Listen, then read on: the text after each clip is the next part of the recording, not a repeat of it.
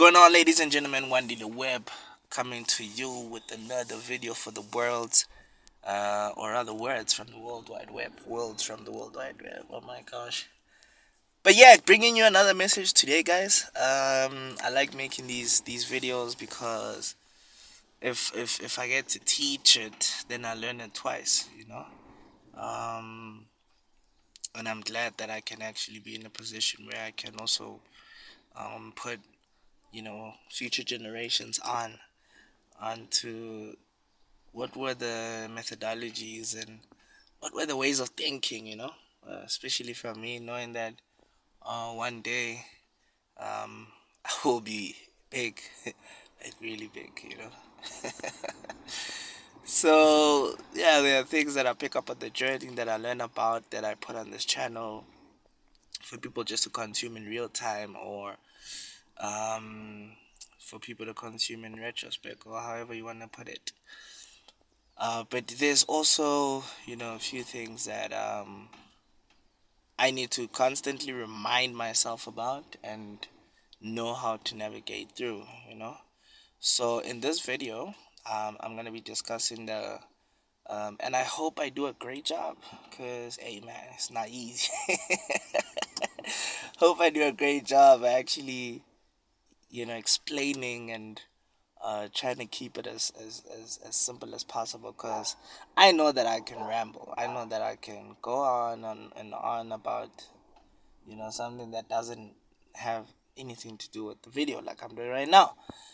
But anyway, so yeah, the conscious competence model, which is a model or methodology that was developed in the 70s, I believe, by Noel Burch. So basically, it's the four stages of competence. I like to put it as the four stages of learning. And the quicker you excel, or the quicker you accelerate through these stages, will determine your progress altogether.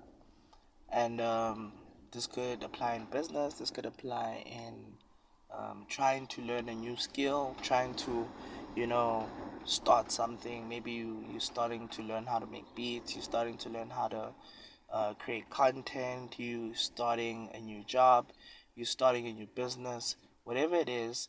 These are the four stages, and you need to know and understand that each stage is vital and each stage is unique.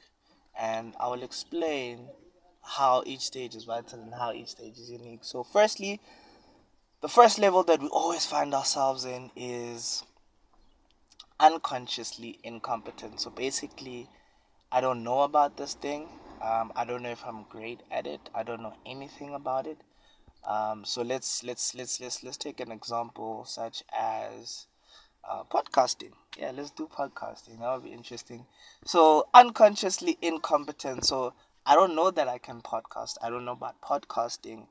I don't know if I can do this thing, and I don't know what it takes to make a podcaster. I'm unconsciously incompetent. Starting a new business, you don't know about this business, you don't know about network marketing, you don't know about forex, you don't understand how it works, you don't know if you can be great at it. You are unconsciously incompetent. That's the first stage. Now you want to be able to understand about this new business or new venture or job or whatever it is. You then go on to a stage of being consciously incompetent. So you went from being unconsciously incompetent to consciously incompetent. When you become consciously incompetent, so now you know what forex is, now you know what network marketing is, now you know what this new business that you're starting, now you know what this new job that you're starting off entails. You know what it takes. You can see more or less, okay, this is where this is going.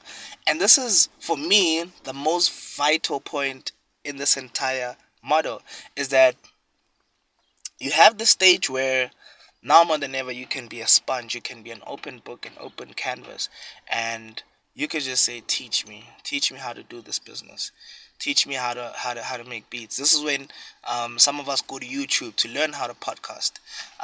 Teach me how to podcast, teach me how to put an episode together. What do I need? You are consciously incompetent. You are gathering the steps. You are plotting. This is the most important stage of it, where you are consciously incompetent, right? And you want to be able to progress to being consciously competent. So I'll take it back just a bit. You're learning how to drive a car. You are unconsciously incompetent. You don't know how the controls work. You don't know how anything works, and then you become consciously incompetent. So now you're learning about driving. Now you know. This is when you actually go and do your learner's test. This is when you actually go and apply to do these lessons to learn how to drive, and then you become consciously competent. This is when now you sort of can get the car moving. You are consciously competent. You know how to maneuver. You know how to go from one point to the next. You know how this forex thing works. You starting demo accounts in your new job or your new business. You know that, okay, this is what I need to do to get a number on the board. And when you are consciously competent, I feel like this is where a lot of people um get it wrong or get it right. And what I mean by that is that from this point on, you could either go on to the next level, or you could stay being consciously competent. You could stay knowing how to do it. You could stay being comfortable in what it takes. You could stay stationary, in navigating through the mechanics of how to progress in this thing. And a lot of people just remain consciously competent, right? And the last stage of the conscious competent model is to be, let me guess. Guess. It is unconsciously competent, right? So this is when you're driving, you don't even have to, like, some some people be driving with a blunt, some people be, you know you got a cold one, they got a whiskey, they unconsciously competent. They don't even have to think about it. They're very good at what they do. It's second nature, and this is where you want to be in business, where it is second nature. You're the best at it, and it doesn't take you as much effort as it would take the next person. You're the best at it, you know and in business, in what is the example that we had, podcasting, right? You are now unconsciously competent. You don't, like, you don't have to think about this thing. You can do this thing, and I guess for me, in terms of podcasting, if we can talk about it, in terms of hosting a podcast and putting a podcast together, I think I've obviously gone past the stage of being unconsciously incompetent, where I didn't know that I was gonna start a podcast. I didn't know how it takes or what it takes to start a podcast, and then I became, these things are so confusing as you talk about it and explain it, and then you go into being consciously, and then you go into being consciously incompetent, whereby, okay, I know that this is what it takes to start a podcast, put together everything, you know, do the trial run, get out there, start inviting the guests, plan, the whole thing, and how to navigate through this whole thing. And then I feel like I'm at a point where I'm consciously competent, in terms of hosting a podcast, or even creating content at that. I feel like I'm at a phase where I'm consciously competent right now. I know what to do, and I'm doing it, to a certain degree, Yeah, and some of us didn't get the background training as some podcasters got. We all know the biggest podcasters in the country have gotten the training. They've been in a space like that. But for some of us, hey man, we just started picking up phones and trying creating content like few years ago. We're only starting this thing now. We're only seeing a loophole that, oh shit, I can also have a podcast.